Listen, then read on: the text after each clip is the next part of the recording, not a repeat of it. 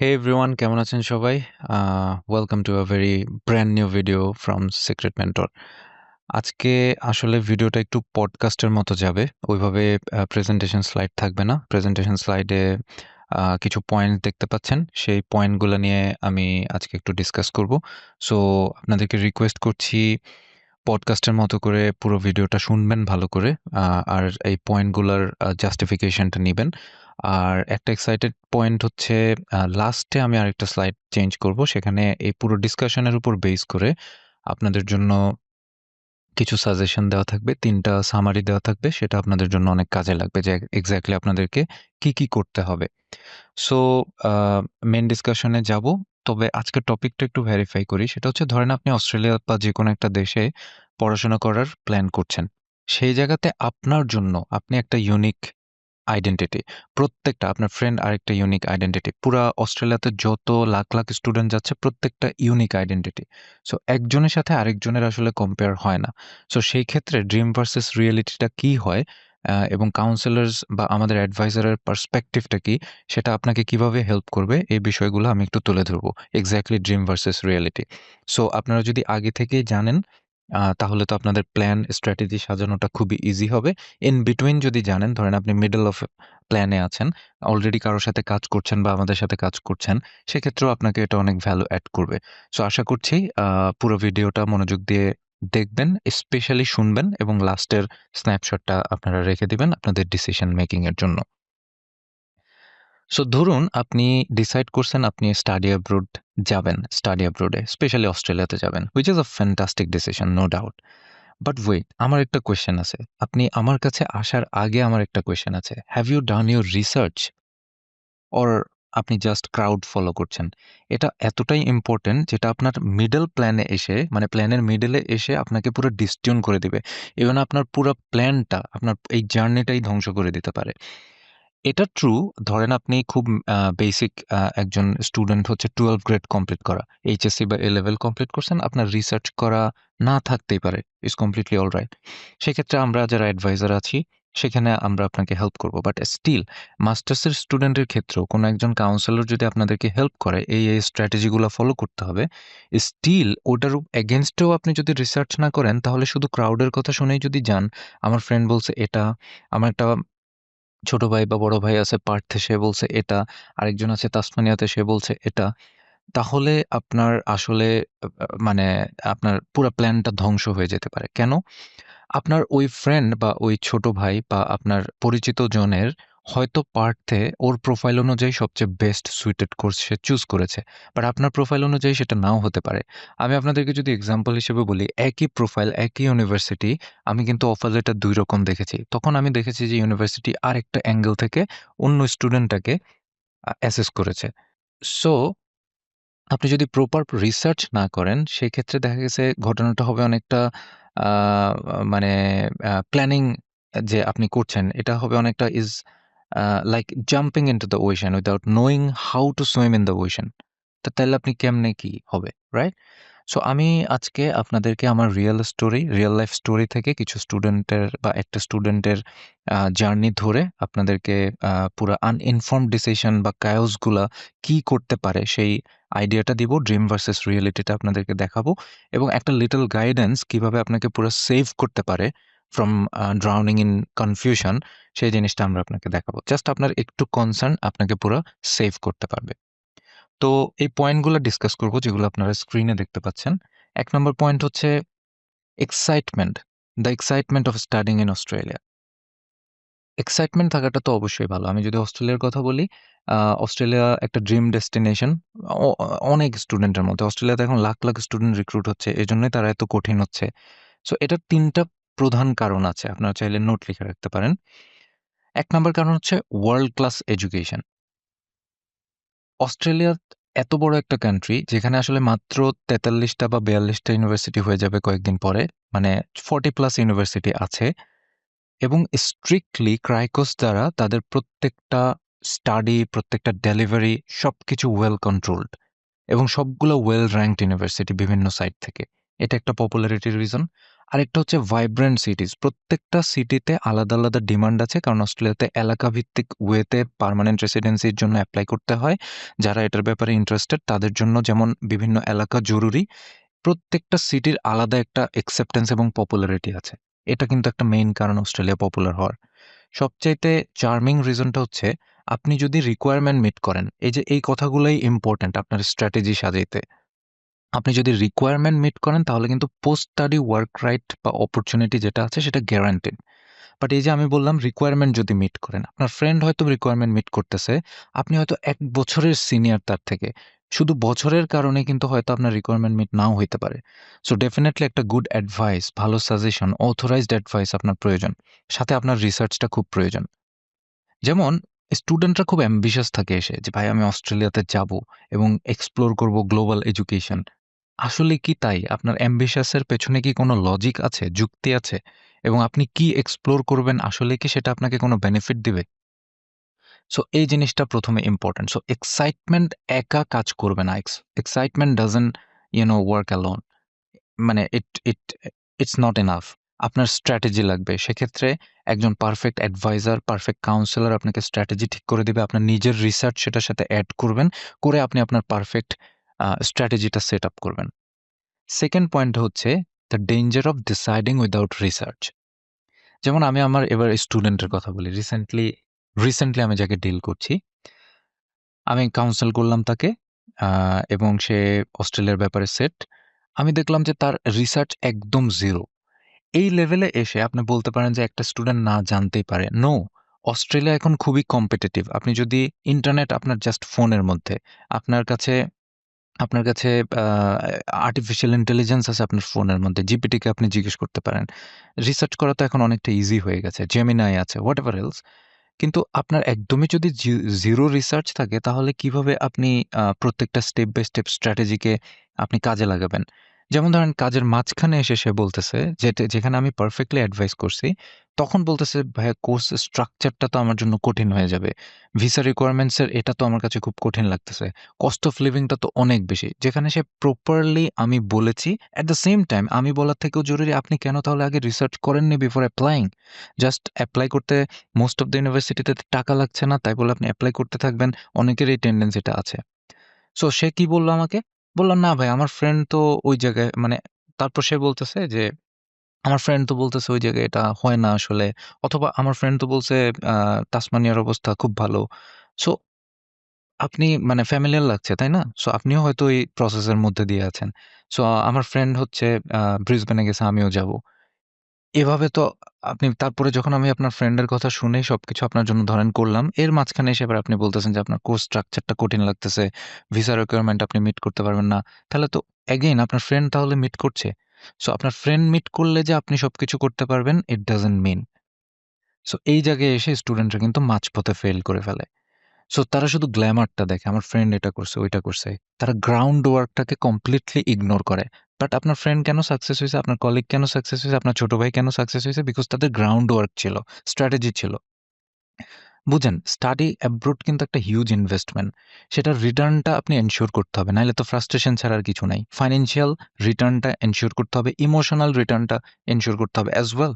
আমি কাউন্সেলিং এর সময় বলি ইমোশনাল রিটার্নটা কি? এবং একাডেমিক অ্যাচিভমেন্টটা আপনাকে এনশিওর করতে হবে এটা যেন সারা জীবনের অ্যাসেট হয়ে থাকে। সো ব্লাইন্ড ডিসিশন আপনাকে শুধুমাত্র রিগ্রেট দিবে। এবার আসি ৩ নাম্বার পয়েন্ট, সেটা হচ্ছে customized counselling, matching needs with reality. কিভাবে কাস্টমাইজ কাউন্সেলিং করতে হবে?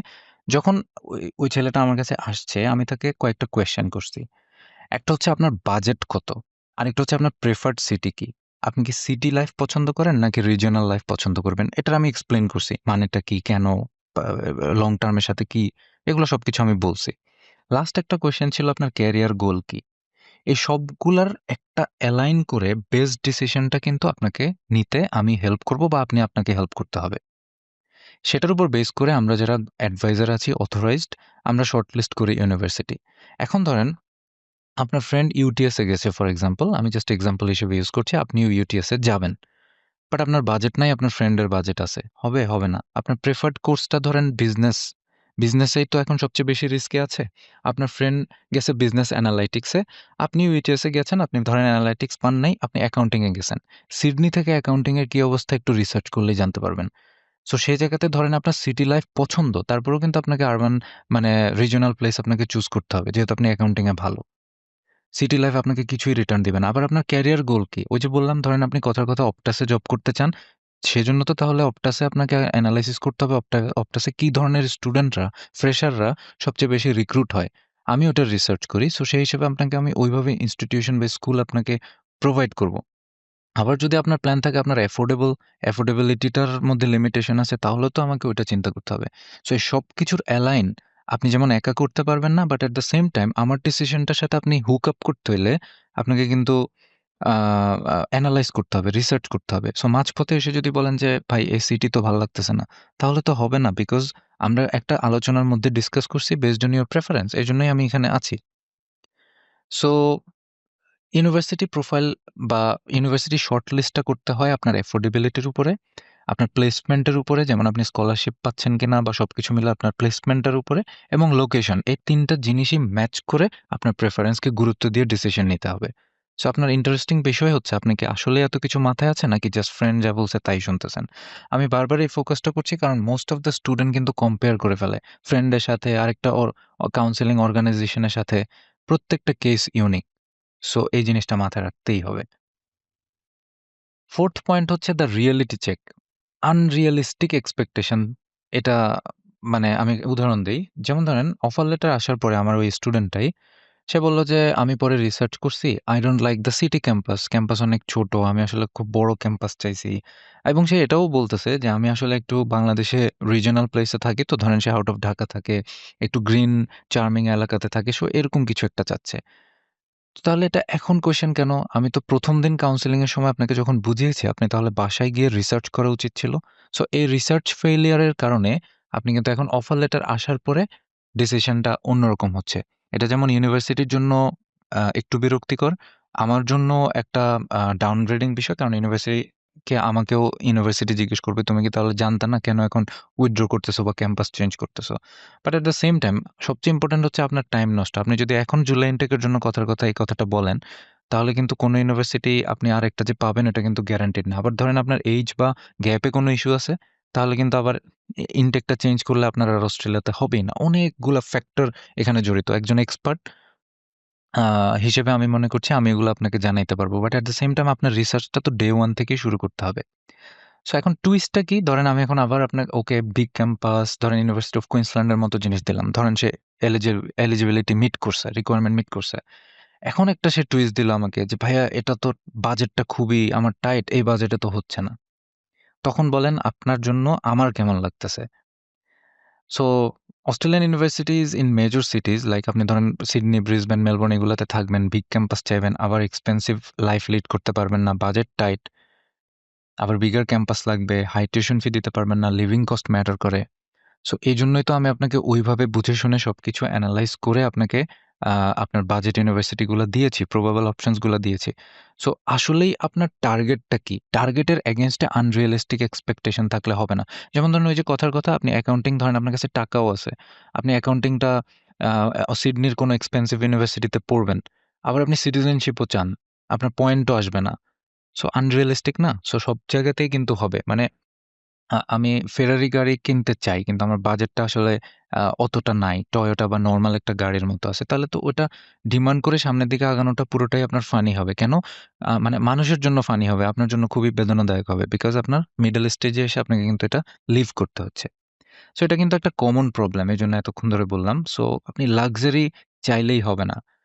লাক্সারির এগেইনস্ট এ আপনার ওইটা এফোর্ড করতে পারবেন কিনা সবচেয়ে ইম্পোর্টেন্ট। আপনার প্রপার প্ল্যান অনুযায়ী আপনার ড্রিম যে টার্গেট আছে, আপনার যে ক্যারিয়ার প্ল্যান আছে সেটাকে সেই লাক্সারি এন্টারটেইন করছে কিনা সেটা যেমন দেখতে হবে এট দ্য সেম টাইম আপনার ওই ১ম দিন থেকে ওটার এগেইনস্ট এ স্ট্র্যাটেজি থাকতে হবে। স্ট্র্যাটেজি করতে হবে উইশ লিস্টের মতো। এটা হচ্ছে প্রপার স্ট্র্যাটেজি। তারপরে হচ্ছে উইশ লিস্ট একটা, একটা করে টিক চিহ্ন দিতে হবে আপনাকে যে আপনি স্টেপ বাই স্টেপ সামনের দিকে যাচ্ছেন। ফাইনাল ফ্যাক্টর হচ্ছে the rush factor, last minute chaos. ধরেন আমরা সবকিছু করলাম, আপনাকে বুঝাই দিলাম। তারপরে আমি আস্তে, আস্তে আপনার ডকুমেন্টস গুলো অর্গানাইজ শুরু করলাম। লয়ারের সাথে কথাবার্তা শুরু হয়ে গেছে। নোটারিয়াল পেপার সব রেডি হওয়ার মিশনে যাচ্ছি, অফার লেটার চলে আসছে, কন্ডিশন মিট করব বা হয়ে গেছে, টিউশন ফি পেমেন্টের দিকে যাচ্ছি। ওই স্টুডেন্টের কথাই বলি। এখন সে খুব আমাকে হার্রি দিচ্ছে। কিরকম জানেন? রাশটা আমার ফাইন্যান্সিয়াল ডকুমেন্ট তো এভাবে হবে না ভাইয়া। আমার এসওপি তো আসলে আপনার সাপোর্টটা লাগবে। তো এটা তো আমি আগেই বলেছি আমাকে আগে জানাইতে হবে। He is saying something like that. আর ইম্পোর্টেন্টলি ফাইন্যান্সিয়াল ডকুমেন্টস এভাবে দিতে পারবেন না। আপনাকে তো আমি আগেই বলছি এভাবে রেডি করতে হবে। সো আপনি রিসার্চ করেননি, আপনার প্যারেন্টস এর সাথে কথা বলেন নাই? আরেকটা জিনিস, আমাকে আগামী মাসে ফ্লাই করতেই হবে। হোয়াই? এত রাশ? আপনি পুরা লাইফের একটা ইম্পোর্টেন্ট ডিসিশন নিচ্ছেন এবং উইথআউট প্রপার ডকুমেন্ট ওয়ার্ক আপনি আবার বলতেছেন যে ফ্লাই করতে চান। এগুলো কিন্তু আপনাদের সাথে মিলবে। এই এক্সপেরিয়েন্স গুলো আপনাদেরকে দেওয়াটা উচিত বলে আমি মনে করছি যারা স্টাডি অ্যাব্রড এ যেকোনো দেশে প্ল্যান করছেন। আমি অস্ট্রেলিয়াকে জাস্ট একটা এক্সাম্পল হিসেবে ইউজ করছি যেহেতু এটা এখন অনেক বেশি পপুলার।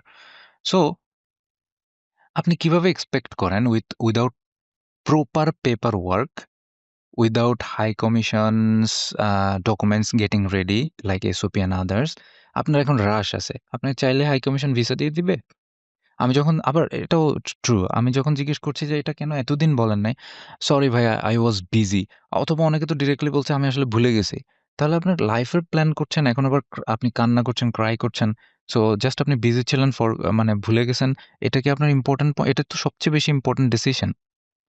সো তখন একটা জিনিস হয় যে আমি তাহলে কিভাবে কাজ করব? তখন আমাকেও অনেক লোড নিতে হচ্ছে বাট স্টিল লাস্ট টাইমে আমি কি আপনাকে হেল্প করতে পারছি? জাস্ট আপনার এই ভুলে যাওয়া বা বিজি থাকার কারণে? অনেক ক্ষেত্রেই কিন্তু নো। সো এই রাশ মেন্টালিটিটা খুব ডেঞ্জারাস। আপনাকে হেল করে দিবে। এই রাশ মেন্টালিটির পেছনেও কিন্তু ওই যে এনভায়রনমেন্ট দায়ী। আপনি শুনছেন কার কথা? এক্সপার্টের কথা না। আপনি শুনছেন কার কথা? মাইগ্রেশন যারা জানে তাদের জন্য কথা না। আপনি শুনছেন আপনার ফ্রেন্ডের কথা বা ওদের দিক থেকে ওরা লজিক্যাল বাট স্টিল ওরা কিন্তু মাইগ্রেশন এক্সপার্ট না। ওরা কিন্তু একাডেমিক এক্সপার্ট না অস্ট্রেলিয়ার জন্য। তারা জানে না, তারা হয়তো নিজেরটা জানে। সে যখন ধরেন ইঞ্জিনিয়ার সে বলতে পারবে যে আরেকটা ইঞ্জিনিয়ার কিভাবে কি করতে পারে। কিন্তু সে আরেকজনের লাইফটাকে নিয়ে অ্যাডভাইস করতে পারবে না। কারণ সে তার ওই গণ্ডের মধ্যেই জানে। আমাদের এক্সপার্টিস তো ওখানে। আপনাকে এটা বলাও হয়েছিল, আপনি রিসার্চ করার জন্য আপনি করেননি। ইজিলি কি হবে? ধরেন রাশ নিয়ে আমি যদি কাজও করি সেটা আমি এখন আর করি না। কারণ এটা ভিসা রিজেকশন ছাড়া আর কিছু এনে দেয় না।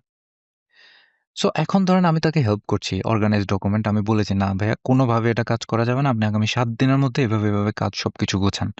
বাট স্টিল সে যদি গুছাইতে না পারে ইনটেকটা লস হবে। ইনটেকটা লস হলে তার মেন্টালিটি চেঞ্জ হবে অথবা তার রিকোয়ারমেন্টে হয়তো ঘাটতি দেখা দিবে। সে হয়তো আর অস্ট্রেলিয়াতে না যে যেতেও পারবে না। সো এখানে এই জিনিসটা সবচাইতে বেশি ইম্পোর্টেন্ট। সো আমার মনে হয় আপনারাই আপনাদের লেসন নেন এবং আর্লি স্টার্ট করেন। প্রপার স্ট্র্যাটেজিটা নিজে রিসার্চ করে সাজান। আমাদের সাথে কথা বলে আমরা তো অ্যাডভাইস করব বাট আপনার স্ট্র্যাটেজিটা আপনি উইশ লিস্টে ট্রান্সফার করে ফেলেন। দেন একটা করে টিক চিহ্ন করতে থাকেন। যত আর্লি করতে পারবেন তত আর্লি অস্ট্রেলিয়াতে ফ্লাই করতে পারবেন ক্লাসের আগে। এটলিস্ট কয়েকদিন রিল্যাক্স করতে পারবেন। অস্ট্রেলিয়াটাকে এনজয় করে, কালচার শকটাকে অ্যাবজর্ভ করে দেন আপনি খুব কনফিডেন্টলি ক্লাসে স্টার্ট করতে পারবেন। এবং ততদিনে আপনি আশেপাশের এনভায়রনমেন্ট সম্পর্কেও জানতে পারবেন কে কিভাবে পার্ট টাইম জব-টব করছে। সো এবার লাস্ট স্টেজে চলে এসেছি। এটার জন্যই আপনাদেরকে ওয়েট করতে বলেছি। সবগুলো কথা যদি সুন্দরভাবে শুনে থাকেন তাহলে এখন আপনাদের জন্য সাজেশন অলরেডি দেখতে পাচ্ছেন স্ক্রিনে। সো কিভাবে নিজের লাইফ প্ল্যানটা সাজাবেন, কিভাবে গ্রাউন্ড ওয়ার্কটা করবেন? সেটা হচ্ছে আপনি ফাইনালি ডিসাইড করার আগে প্রপার রিসার্চ করবেন। একটা অ্যাপ্লিকেশন করার পরে অফার লেটার আসার পরে আরেকটা ইউনিভার্সিটিতে যাবেন এই ধরনের ডিসিশন নিবেন না। ডে 1 এ আপনি 1, 2, 3 সব ইউনিভার্সিটি লিস্ট করে ফেলবেন। গ্রাউন্ড ওয়ার্ক করে ফেলবেন, রিসার্চ করবেন। তারপরে আপনি ডিসাইড করবেন এবং যেটা ডিসাইডেড হয়ে যাবে ওটা থেকে আর সরে যাবেন না। Don't follow the heart. কে কি বলছে, কে কি শুনছে, আপনার প্রোফাইলের মতো সবাই না। আবার আপনারটাও আরেকজনের জন্য কাজে লাগবে না। এটা মাথায় রাখবেন। নাম্বার 2 আপনার ড্রিমটা রিয়েলিটির সাথে ম্যাচ করাবেন। আপনার ফ্রেন্ড ধরেন কথার কথা ম্যাকোয়ারি ইউনিভার্সিটিতে পড়ছে, নর্থ সিডনিতে যাচ্ছে। সে হয়তো একটা প্ল্যান করছে। হয়তো সে আর্টিফিশিয়াল ইন্টেলিজেন্স এ অনেক এক্সপার্ট যেটা এখন সিডনিতে ডিমান্ড আছে কথার কথা বা সাইবার সিকিউরিটি। আবার ওর টাকাও আছে। সো সবকিছু মিলায় বাট আপনার ড্রিমটা হচ্ছে ধরেন আরেক রকম। আপনার হচ্ছে পিআর পাথওয়েটা নিয়ে একটু ভালো জব করতে হবে বিকজ ইউ নিড মানি। যেকোনো কারণে হইতে পারে। তাহলে আপনার রিয়েলিটিটা আপনার ম্যাচ করতে হবে আপনার ওই ড্রিমের সাথে, আপনার এক্সাক্ট ড্রিমের সাথে। আপনি কি চান, আপনার বাজেট কত, আপনার কোর্স কোনটা, লোকেশন কি, সেই অনুযায়ী আপনাকে চলার চিন্তাভাবনা করতে হবে। ফ্রেন্ড সার্কেল বা যেকোনো গ্রুপ বা Facebook যাই বলুক। লাস্ট হচ্ছে আপনাকে আর্লি স্টার্ট করতে হবে, তাহলে সবচেয়ে রিস্ক ফ্রি। ভিসা এবং ফাইন্যান্সিয়াল ডকুমেন্টস অর্গানাইজ করা অনেক টাইমের বিষয়। সো সেই টাইম হইতে হইতে যেন ওরিয়েন্টেশনের টাইম চলে না আসে, তাহলে কিন্তু ভিসা সাথে সাথে 7 দিন 8 দিন আপনারটা নাও হতে পারে। তখন তো আপনার দেখা গেছে যে আপনি তাহলে ইনটেকটা হারাচ্ছেন, অথবা ইউনিভার্সিটিটাই হারাচ্ছেন, অথবা অস্ট্রেলিয়ার ড্রিমটাই হারাচ্ছেন। So number 1, research before deciding. Number 2, match your dreams with reality. Number 3, start early. এই 3টা প্ল্যানই আপনাদের সব জায়গায়, এই 3টা অ্যাডভাইস আপনাদের সব জায়গাতে সাকসেস দিবে। So if you are planning to study in Australia or anywhere, আপনি আপনার নিজেকে আস্ক করেন, are you prepared? Are you just নাকি ড্রিম দেখছেন? So if you need help, আমাদেরকে জানান। আমাদের নতুন ইমেল অ্যাড্রেসটা এখানে দেওয়া আছে, global@secretmentor.org। যে কোনো ধরনের হেল্প, যে কোনো ধরনের কাউন্সেলিং, যে কোনো ধরনের সার্ভিস, অথবা আপনার স্টাডি অ্যাব্রোড ড্রিমের সাথে আমাদেরকে যদি পার্টনার করতে চান, পুরো কাজটা আমাদের মাধ্যমে করতে চান, হোয়াট এভার এলস, আমাদেরকে ইমেল করে জানান।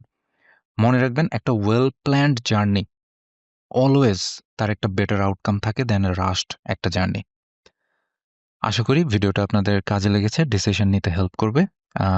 আমাদের ভিডিওটা ভালো লেগে থাকলে রিকোয়েস্ট থাকলো শেয়ার করার জন্য। আজকের পডকাস্টটা শেয়ার করলে অনেকে হয়তো আসতে যেতে গাড়িতে শুনতে পারে, তাদের কাজে লাগবে। তাদের মানে তাদের যেমন কাজে লাগবে, কোনো প্যারেন্টস শুনলে তাদের বাচ্চা-কাচ্চার জন্য কাজে লাগবে। আর আপনারা চাইলে কমেন্টও করতে পারেন, সেখানেও যদি দেখি যে আমরা আপনাকে অ্যাসিস্ট করতে পারবো কোনো একটা ইনফরমেশন দিয়ে, সেটাও আমরা চেষ্টা করব।